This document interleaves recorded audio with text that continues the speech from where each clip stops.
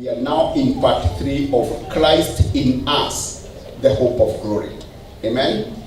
The question we are trying to answer last Sunday is, why is it that Christ is in us? He is the hope of glory. He is the image of God.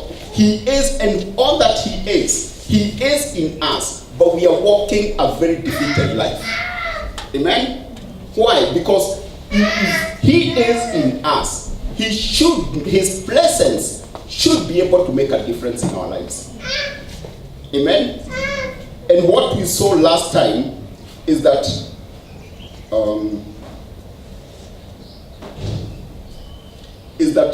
His promises are yea and amen. So if He says He is in us, indeed He is in our lives. Amen? So we saw that if He is in us, as the Bible says He is in us, it is a privilege for us to host the presence of God in our lives. Other people are hosting other funny presence. They come to your place and you can feel that in the air. Amen? And you can tell there's something funny that is in that room. Amen? Because of the presence of the person they carry. Amen? Is being felt in the room. Is being felt in the room. It's the same thing for us. If we carry Christ in our lives, we enter a certain room, His presence should be felt in that room. Yes. His presence should be felt in that gathering. Amen? Amen. In fact, if only we walk according to His word, we will get to a place where we get into a room, the sick start getting healed because of who you carry. Paul would just pass and his checkbook would go healing people. Amen? Peter, I think, would give handkerchiefs, and people would go get healed. Amen? Because of the Christ in him, who is the hope of glory. Amen. Amen? Bwana asifiwe. Amen. We are not carrying a generic Christ. We are not carrying a second class Christ. The Christ in us is the same Christ who Peter carried. The same Christ that Paul carried. In fact, Peter says, I think in 1 Peter, that the faith that he has, that is 1 Peter, let's go there. Now, Simon Peter, a bold servant of apostle of Jesus Christ, to those who have obtained, this is what I'm looking for. To those who have obtained like precious faith. To those who have obtained like precious faith. Meaning, the same faith that Peter was walking in is the same faith you and me have obtained. Amen. Because Romans 12, is it 12 what? Mm-hmm. It says that we have received a measure, not the measure. It's the measure. It's the measure of faith. We have received the measure of faith. The same quality and quantity of faith that Peter received when he got saved is the same measure in terms of quantity and quality that you have received. Amen? Bwana asifiwe. So that is why this morning, and since last Sunday, we are asking, why is it that we are walking a hopeless life? We learned about Exodus 3:6. Amen? Moses, after Moses has been, God have told Moses what he wants him to do, who he is. He started by who he is. And later he told Moses the assignment that he has for him. And Moses quickly asked, who am I? And God said, I will go with you. Amen? And we saw why Moses was asking this is he was doubting who he is, given the assignment. When he looked at the assignment and who he is, he doubted whether he can accomplish that. But God was quick to tell him, I will walk with you. My presence will go with you. Amen. My presence will go with you. Amen. And what God was telling Moses, it's you I have chosen, that you may carry my presence. It's you I have chosen, that through you I will exhibit my glory. It's the same thing we are saying this morning. God chose you. God chose you. If you can just imagine how many people out there, either who don't know anything about Jesus or they don't give a damn who he is. Amen? But for you, you don't have a good reason, an explanation, even how you came to get saved. God chose you. The Bible says he chose us in Christ. Amen? He chose us in Christ. We are accepted in the beloved. Amen? You are not only chosen because someone can choose you and still mistreat you. Here he's telling you, apart from him choosing you, he have accepted you in the beloved. Amen? Bwana asifiwe. So we went on to say that our identity is in the one who called us to himself. So that's why we are called by his name. Amen? We went on to see that in John 3:13, Jesus was saying, Jesus was talking to Nicodemus. Amen? And while they were having this conversation, Jesus told Nicodemus, no one has ascended to heaven, but he who came down from heaven. Then Jesus went to go on to say, that is the Son of Man who is in heaven. Amazing. Jesus is talking to Nicodemus here on earth. They are having a conversation. And Jesus is telling Nicodemus, no one has ascended to heaven, but he who has come down from heaven. Up to that point, I don't have a problem. But when he goes on to say, that is the Son of Man who is in heaven. He is with Nicodemus at that pleasant time. But he also says, in the same pleasant time, he is in heaven. Amen? He is in heaven. So he was able to operate in both realms. He was able to operate from a spiritual realm and a physical realm. And we have been given that same, what do you say? The same authority. Yeah, because the Bible says you are seated with Jesus in the heavenly realm. Amen? Meaning you still can operate from the same realm and operate from the physical realm. Meaning that presence of God in you, Christ in you, the hope of glory, makes a difference. Amen. Whenever you go in Jesus, when people say that Jesus went and ate with the sinners, so they ask you, why don't you come for the party? If you are born again, unasema wewe umeokoka, si Yesu alienda to the sinners. I don't have a problem with that. But when Jesus went to those parties, he never went to the parties. But when he went to social gathering, he never left them the same. Amen? He never left them the same. The sick got healed. And those who really wanted to get born again, they got born again. Amen? So even if you are going to those parties, it is for you to go and make a difference. Not the other way around. Not the other way around. Amen? And even if you are going to go to those parties, make sure you know who you are, like George has just said. That's true.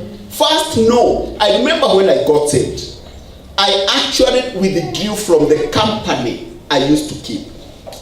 And so much so that I would hide myself and just read the Bible. Because one time I was with my cousin, Moses, you know him, and they would ask me questions, and I would feel ridiculous, stupid. Because they are asking me things about the Bible which I don't know, and I'm claiming to be part of that group.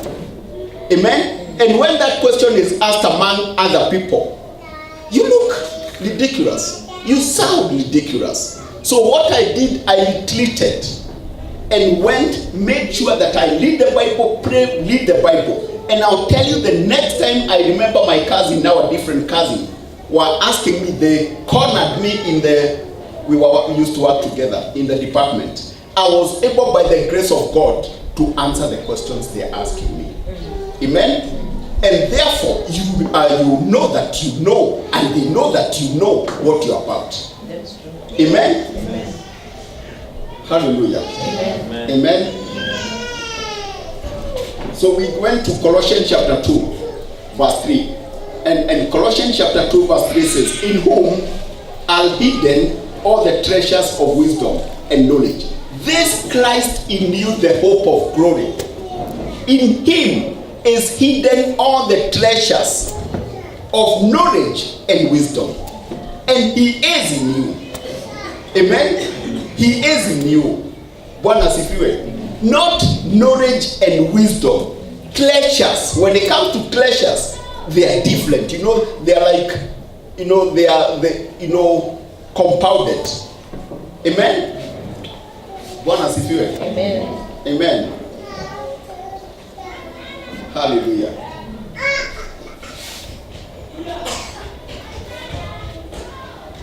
Then we went on to Colossians chapter 2, which says that their hearts might be comforted, being knit together in love, and unto all riches of the full assurance of their understanding.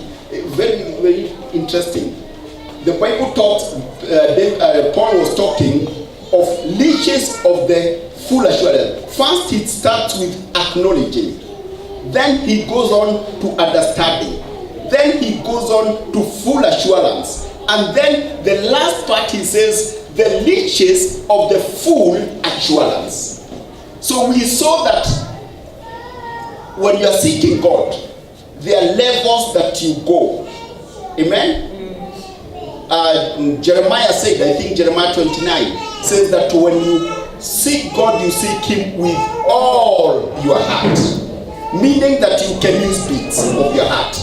You can use compartment. This one is Jesus, this one is that, this one is that. And you relegate Jesus to the last level. Amen? Amen. We are looking at why do we live a defeated life. Bwana asifiwe.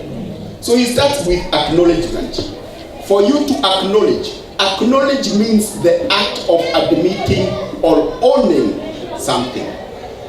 That is acknowledging. And when you go to Philemon 1:6, Philemon 1:6 says that the communication of your faith may become effectual by the acknowledging of every good thing in you in Christ Jesus. Amen? That the communication of your faith may become effectual by the acknowledging of every good thing that is in you in Christ Jesus. That means that your faith becomes effective when you know who you are and what Christ has done in your life, and you acknowledge that in your life. Amen? It starts by you acknowledging that you know I am the righteousness of God in Christ Jesus. And no one can move you from that. Amen? You know that I am accepted in the beloved.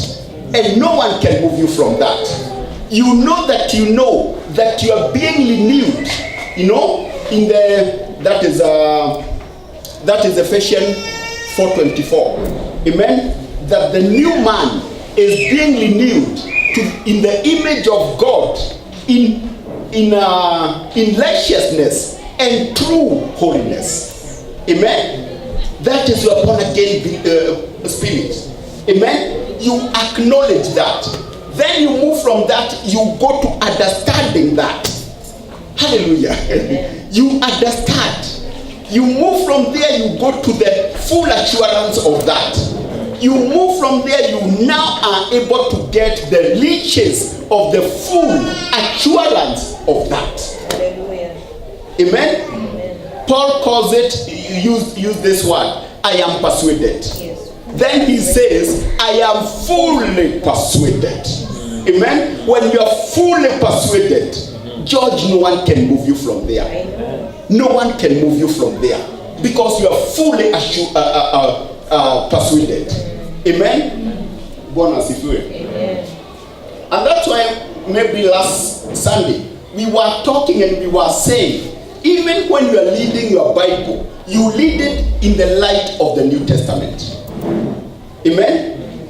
You read the scriptures in the light of what God has done for you. Then we went on to say, just like the children of Israel went for a journey to the promised land, as Christians, we don't go to a journey in a physical place. Amen? It's not like US, where they say we are going to the land of they have a name for that. A land of opportunities, yeah. A land of opportunities. We don't journey to a physical place. We journey in God. Amen? We journey in God. This journey is a national journey. It's a day-to-day journey. Amen? It's a day-to-day journey. When you get saved, you begin the journey.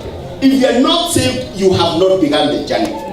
See, it's good to call a spade a spade. Yes. But God is waiting for you to begin the journey. He's actually yearning that you may do it today. Amen?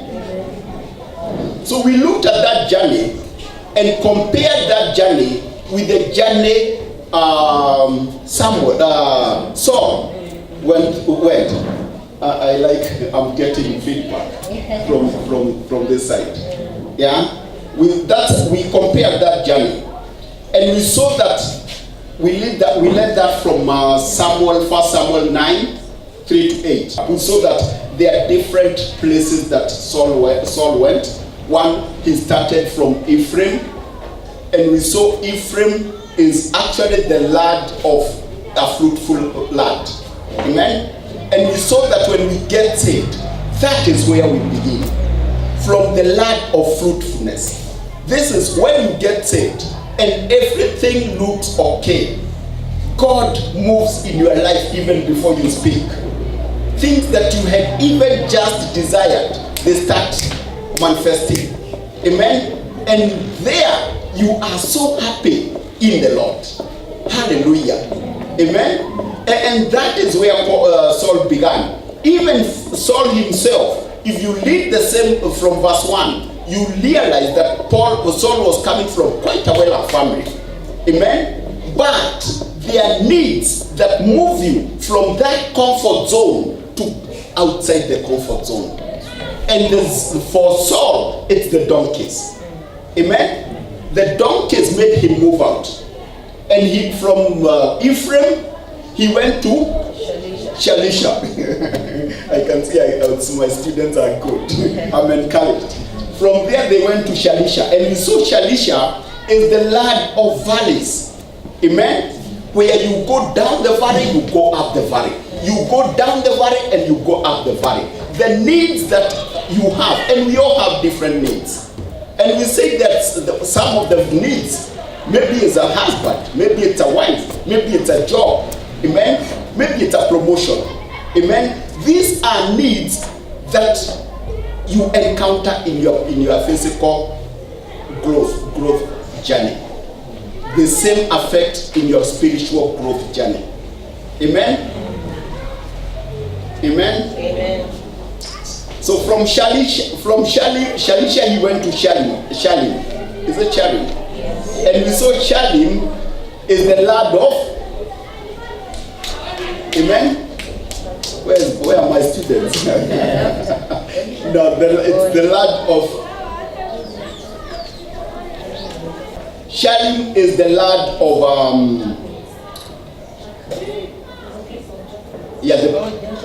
Jacos. Yeah, it was the laughter. Yeah, it's the land. The word Shalim means Jacos. And jackals, when they make noise, whatever, they sound like they're laughing. they sound like they are laughing to you, laughing at you. So the Shalim, after you've come up the valleys, frustrated and disappointed, to the land of Shalim, now it looks like everybody is aware of your frustration, and they are laughing at you. Amen. They are laughing at you. They are wondering who jamaa amekaa hajaoa, na amekaa tu kanisani, kwani hakuwahi wasichana huko. And you know, they try to mock you. Amen. Huyu naye kupata hajapata mtoto, you know, miaka 5 na wako pamoja, you know, and they start mocking you. Amen. It's Shalim. You're in the land of Shalim. Amen. The next land was Benjamites, you know, or Benjamin. Benjamin was, it means favor. It means favor. What else? Amen. Access. Amen. Acceptance and all that.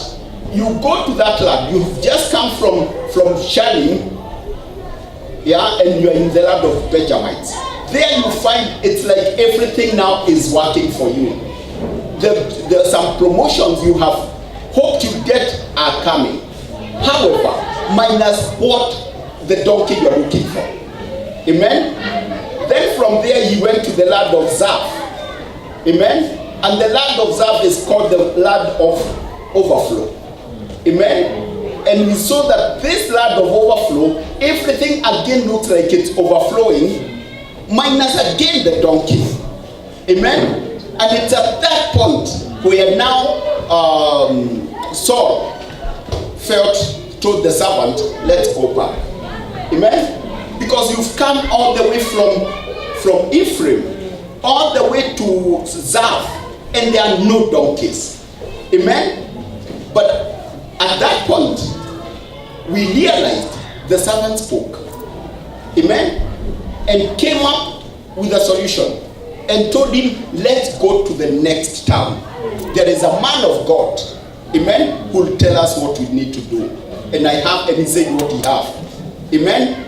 It is so easy to give up just when your breakthrough is up.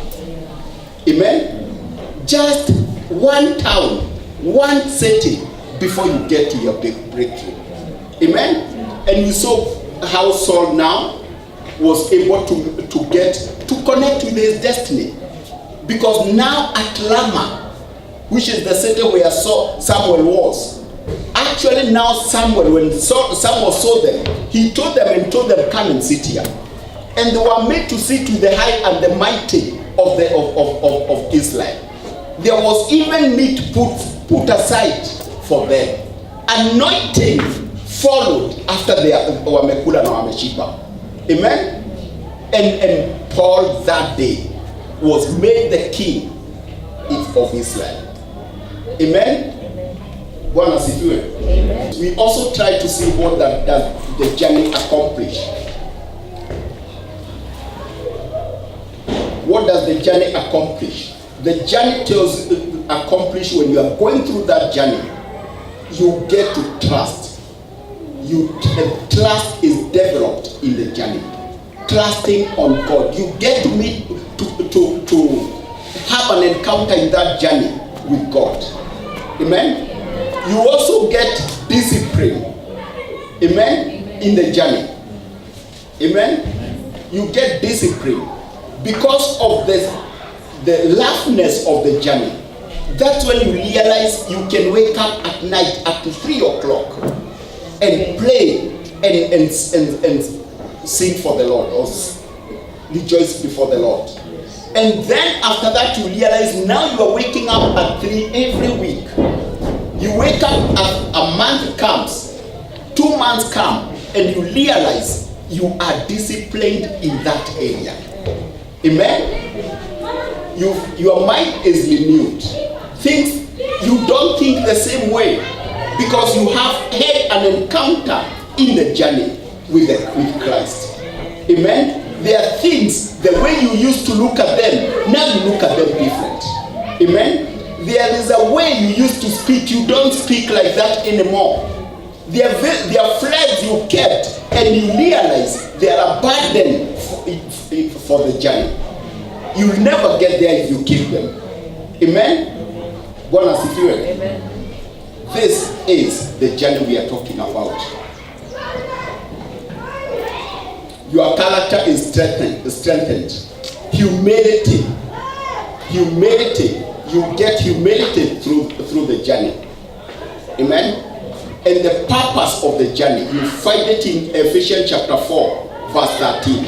And this is what it says, that till we all come in the unity of faith and of the knowledge of the Son of God, unto a perfect man, unto the measure of the stature of the fullness of Christ. Amen. God, the Bible says all things work together for good. Isn't it? Some of the reasons why we are in the journey is out of our ignorance. But God will take that ignorance and makes it work for good. Amen? Some reasons why you are in the journey is that people are working against you. They are working, colluding and yes, against you. But God will take advantage of that, and He will work it and make it work for good for you. Amen. To an extent, when you come out of the journey, you are saying, hallelujah. Amen. Thank you, because I would not be who I am if it didn't work, if this didn't happen to me. Amen. So the purpose is God is wanting to bring up this body to a perfect man. Amen? Amen.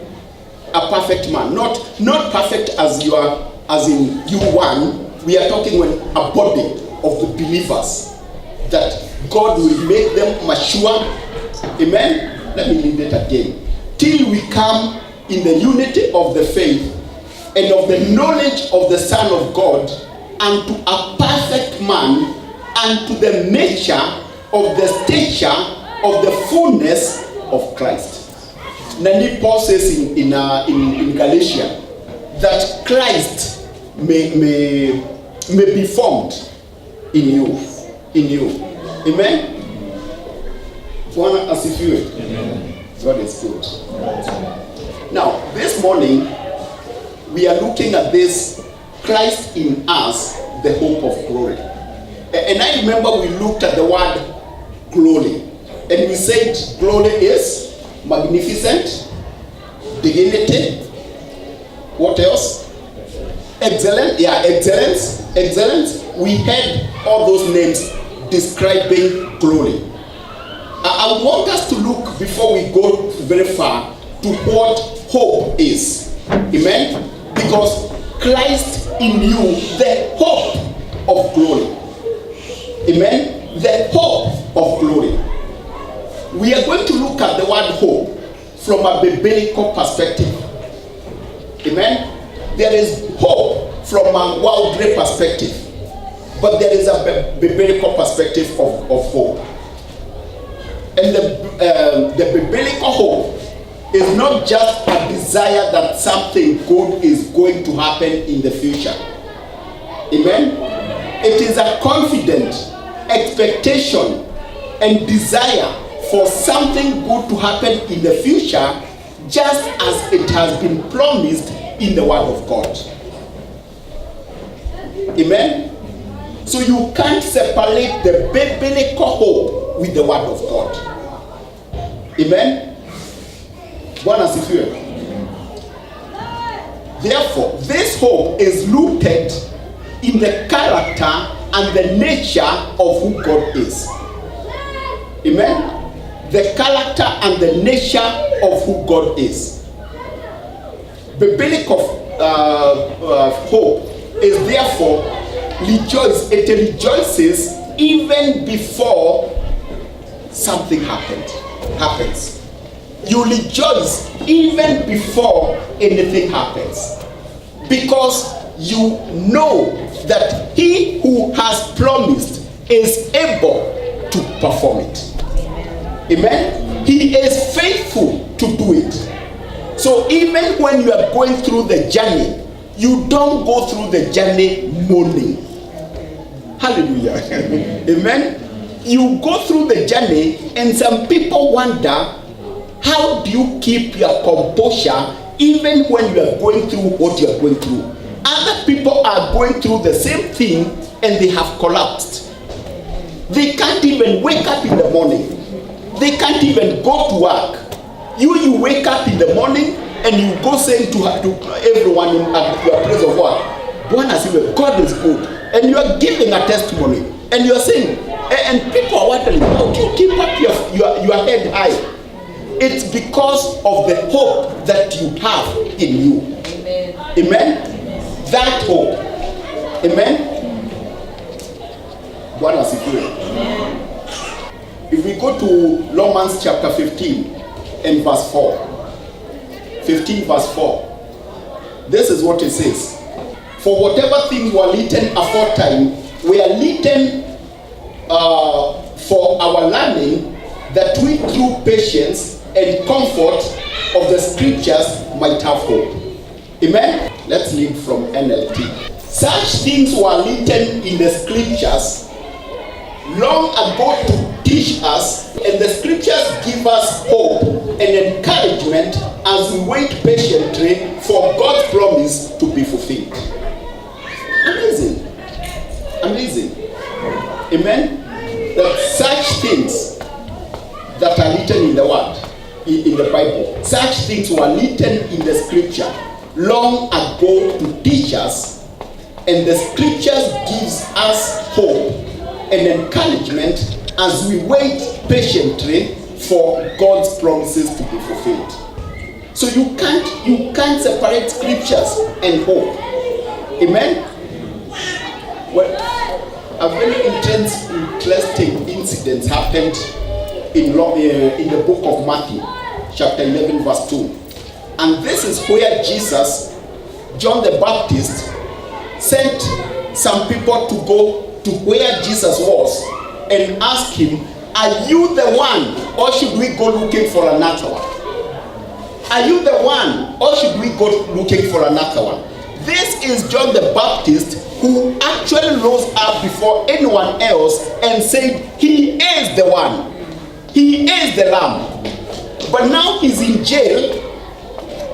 Amen? Some people say it was about 9 months in jail.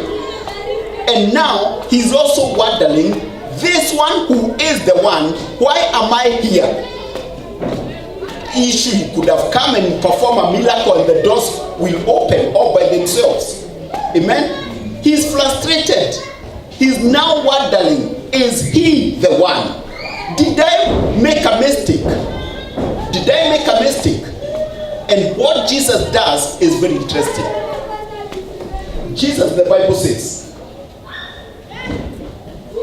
for 1 hour, when those people are there, he didn't answer them. For 1 hour, Jesus didn't answer them. But what Jesus did, he healed the sick, he opened eyes, he opened the deaf, they could speak, the lame walked. In fact, I think it's Luke, says even the dead rose. Matthew doesn't, I think it's only Luke that throws that in. Now, you may wonder, if I was Jesus, I would comfort them and tell them, I am the one. And very interesting, after those people went, because Jesus told them, go and tell them what you have seen. They went. When they hit the door, Jesus told those ones who were in the house, or wherever it was, that no one like John the Baptist. Yeah? No one born of a woman like John the Baptist. Amen? If he would have said that in the presence of the one who was sent, they would have gone and said, amen? And John the Baptist would have gotten encouraged. But he said this after they had gone. Why would Jesus do this? This was his cousin. Now, if you go to Isaiah 35 and verse 5, you realize actually John the Baptist was asked before, who are you? Tell us. And John the Baptist kept telling them, I am a voice in the wilderness. Is it? Are we together? Yes. Amen? Yes. And you find that in the book of Isaiah, telling you that John the Baptist, would have read the book of Isaiah inside out, because he only said exactly what the book of Isaiah says. But Isaiah 35:5 tells you that the dumb will be healed, prophetically. The dumb will be healed, the blind will see, the lame will walk. Amen. Yeah, then the eyes of the blind shall be opened, and the eyes of the deaf shall be stopped and stopped. Now, when Jesus did what he did for 1 hour and told the messengers to go and tell John the Baptist, it clicked on John the Baptist. It's written in the scriptures. It is written in the scriptures. In fact, if you go to 42 verse 7, let's go to 42 verse 7. To open blind eyes, to bring out prisoners from the prison, those who sit in darkness from the prison house. Go to verse 8. Verse 8 says, I am the Lord. I am the Lord. That is my name. And my glory I will not share to another, nor my praise to carved images. Amen. So at this point, John was able to connect 35 verse 5 and 42 verse 7 and 8. And I believe that one was able to encourage, hallelujah, amen, John the Baptist. Romans, the one we just said, 15:4, says that the encouragement comes out of scriptures. Amen. Encouragement comes out of scriptures. Hope comes out of scriptures. Amen. Amen. Amen. So as you are going through this journey, and I know most of us are going through the journey, we are in different parts of the journey. Yes. Amen. Some of you are frustrated in the journey. There is this job you've been looking for, and then there are needs that you need to take care with money, and you have borrowed everyone. You can't borrow anyone anymore. You don't have anywhere else to go and borrow. Amen. Yes. And you are frustrated, and you are saved. You've been saved for the last 10 years or whatever, and you are wondering, like John the Baptist, why am I here? Why am I here? I'm a Christian. I'm told Christ in me, the hope of glory. Why am I here? Amen. I will only ask you, go back to the scriptures. Oh, yes. I can only send you like Jesus did to John. Go back to the scriptures. Amen. Go back to the scriptures. Amen. The devil will try to frustrate you, because like I said earlier, there are two hopes, types of hope: a worldly hope and a scriptural biblical hope. The enemy wants you to stick on the worldly hope, because the worldly hope has got a lifespan. Amen. A worldly hope have got a lifespan. A biblical hope have got the lifespan of God himself. Amen. They can push you, but so long as you're in the scriptures, you still go. You'll go like the energizer. You know, it goes on getting, keep going and going. Amen. And the day, hallelujah, when you meet with your destiny and connect with your destiny, and you'll be the king and reign in righteousness by one man, Christ Jesus. Hallelujah. Amen. That is Romans 5:17. That we reign in righteousness and in righteousness by one man, Christ Jesus. Amen. Bwana asifiwe. God is good. God is good. Romans 4:18. Romans 4:18. Romans 4:18. It's talking about Abraham. Amen. And this is what it says: who contrary to hope, in hope. Who contrary to hope, in hope. There are two hopes there. who contrary to hope, in hope, so that he became the father of many nations, according to what was spoken, so shall your descendants be. Amen. Against hope, another translation says, against hope. There was one hope that was against the other one. Yes. Hallelujah. Amen. Amen. Amen. The hope, the biblical hope, is against the worldly hope. Oh, yes. Yes, because the worldly hope will not take you very far. That's true. Amen. Amen. Against hope. Amen. It means that from the ordinary man, human standpoint, there was no hope. Amen. Nani was, is it 1990 what? Abraham. By this time. And Sarah was 90.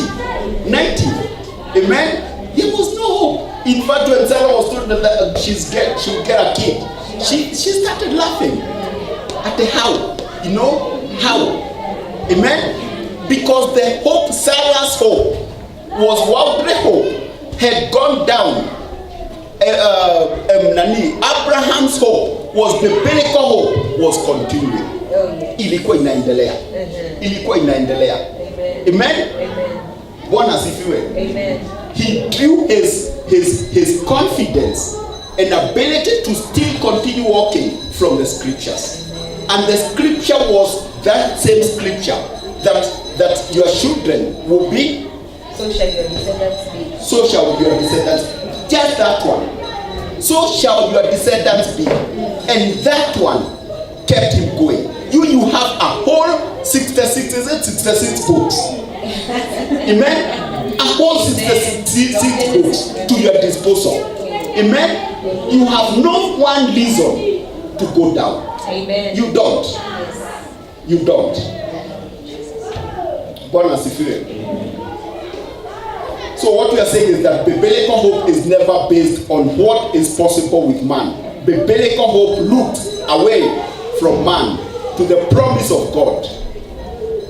And when it does, it becomes the full assurance of hope.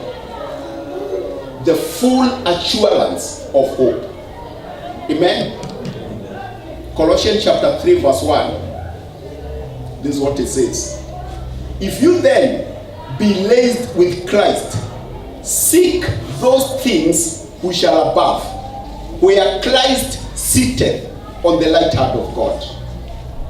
If you then were raised with Christ, we are still looking at why do we have to walk a defeated life? Amen? And this scripture tells us where to look. Amen? This scripture tells us that if you are raised with Christ, seek those things. Seek those things. It gives a contrast of things up there and the things down here.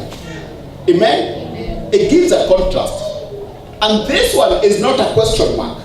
When it says, if then you were raised in, it's not doubting. It's not doubting. If you look the NIV version of that, yeah, it says, since.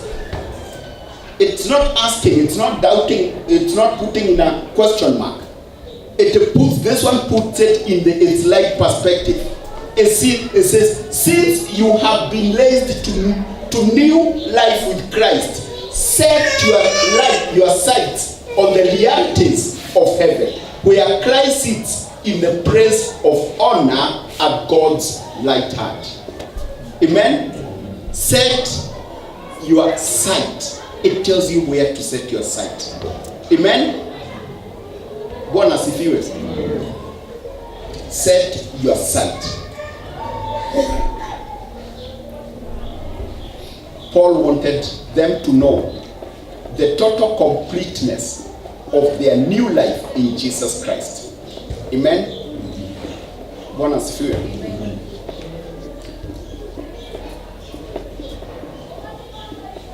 So when Paul says set your eyes, where is he telling us to set your eyes? Above. Amen? Philippians 4:8 says, finally, brethren, whatever things are true, amen? Whatever things that are honest, whatever things that are just, whatever things that are pure, whatever things that are lovely, whatever things that are good, if there is any virtue, and if there be any praise, think about these things. Paul tells you where to set your sight. Then in Philippians, he tells you how to do it. Amen? He tells you how to do it. It's in the way of thinking. Because your thinking is very important for you in the journey. There's a scripture, I think, in Hebrew. It is in Hebrew, yes. So I can't pick it up right now. And it talks about you fainting in your mind. You start by fainting here. As you think the negative things about the journey you are in. And the next thing we know, you have turned loud, like at Zaf. Amen? You have turned back. Na tulikuwaga na huyu alienda wapi?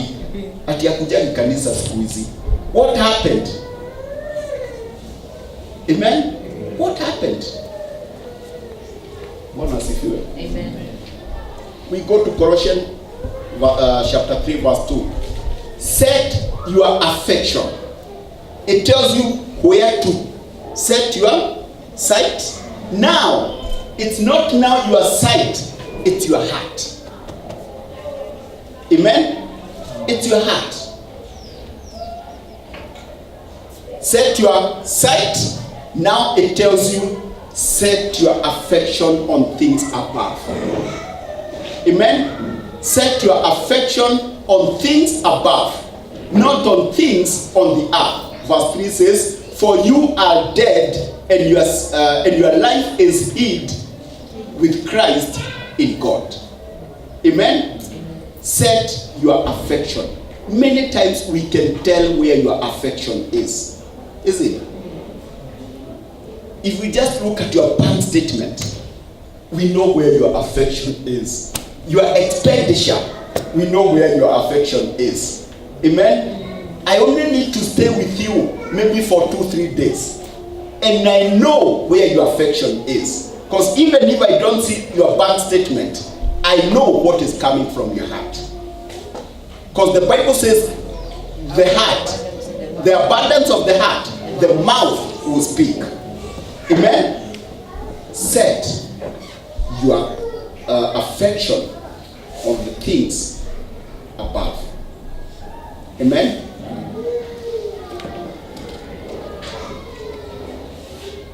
It takes thought to plan our lives. But Paul was speaking about more than just thought. And he was talking about affection. Affection, it means it goes deeper than just thinking. Amen? Colossians 3:5. Then it tells us the next thing. Mortify, therefore, your members which are upon the earth, fornication, uncleanness, ordinate, affection, evil, consequence, whatever, and covetous, which is idolatry. Amen? It says mortify. The word mortify, it means to discipline. The word mortify means to subdue. Amen? You subdue your flesh. You discipline your flesh. Amen? So that your flesh may line up with the will of the Holy Spirit. Amen? Amen? Amen. That you may line up with the will of the Holy Spirit. So after that, Paul will just tell you from verse 11 to from verse 6 to verse 11, he will tell you things you should not do. Then verse 12 to verse 17, he tells you things you should do. He says, put on. Yeah? He starts from verse 12, he starts saying, put on. and he tells you what to put on. Amen. Therefore, as the elect of God, holy and beloved, put on tender mercies, kindness, humility, meekness, long suffering.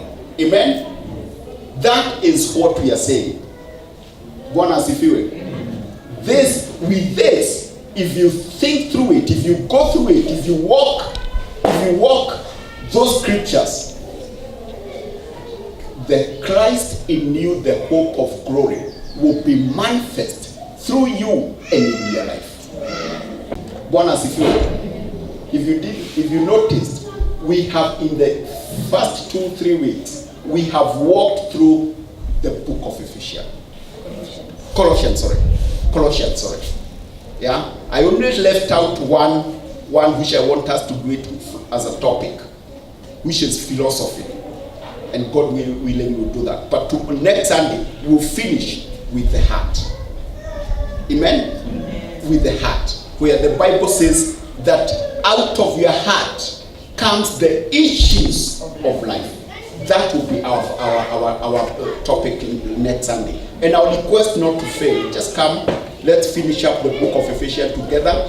The book of Colossians together, and we'll be blessed. Amen. In Jesus' name. Amen. Amen. Father, in the name of Jesus, we come before you. We thank you for that word that has come forth. We thank you, Lord, even for letting us and showing us how to walk this journey in you, Father, and helping us to see the things that we should leave behind, the things that we should put on, and even the attitude we should walk in. Father, even where to set our sight, where Christ is in the heavenly realm.